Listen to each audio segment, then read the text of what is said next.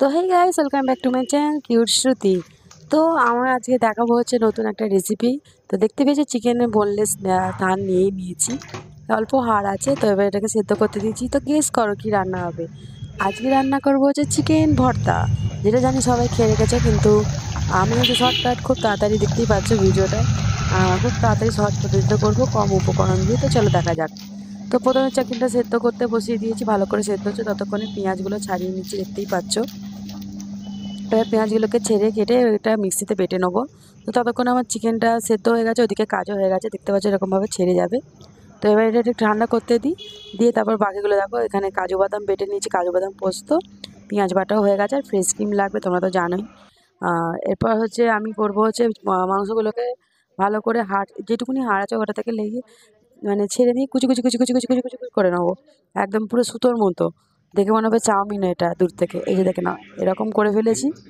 তো দেখতেই পাচ্ছ কি ফ্রেশ লাগছে। আর এই যে হাড়টাকে বাদ দিয়ে দিয়েছি, দেখে নিলে। এরপর করব কি হচ্ছে, একটু সাদা তেল দেবো, দিয়ে তার মধ্যে একটু গোটা গরম মশলা দিয়ে দেবো। দেওয়ার পর ওটা একটু ফোড়নটা দেওয়া যাওয়ার পর পেঁয়াজটা দিয়ে দেবো। পেঁয়াজটাকে ভালো করে ভেজে নিলাম। আর এই যে মাংস সেদ্ধ জুসটা ফেলে দিও না, কিন্তু ওটা কাজে লাগবে। আর একদিকে ডিম সেদ্ধ বসিয়ে দিয়েছিলাম, ডিমটা সেদ্ধ হয়ে গেছে। এরপর আদা রসুন দিয়ে পেঁয়াজটাকে ভালো করে ভেজেছি। কিপটে পোনা করে তেল দিয়েছি, যে তোমরা একটু বেশি তেল দিতে পারো। এরপর কি কাশ্মীরি লঙ্কার গুঁড়ো, হলুদ গুঁড়ো, নুন আর কাসুরি মেথি দিয়ে ভালো করে মালটাকে কষাতে হবে।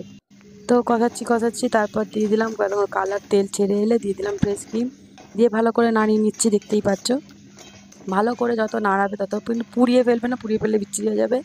তারপর ওই কাজু বাদাম বাটা দিয়ে একটু জল দিয়ে নেড়ে ভালো করে কষিয়ে ঠিক এরকম টেক্সচারটা আসবে, দেখতেই পাচ্ছ, পুরো একেবারে দোকানের মতো ধাবা স্টাইল।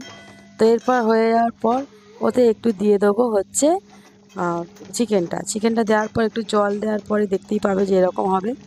তো নাও, দেখে নাও, ডিমটা সেদ্ধ করে কেটে এরকমভাবে গার্নিশ করে দিলাম। ইজি না, খুবই সহজ। তো তোমরা সবাই করে নিতে পারো, এটা কোনো ব্যাপারই না, আর উপকরণগুলো সবার থাকে। তো প্লিজ চ্যানেলটা সাবস্ক্রাইব করে দিও। টাটা।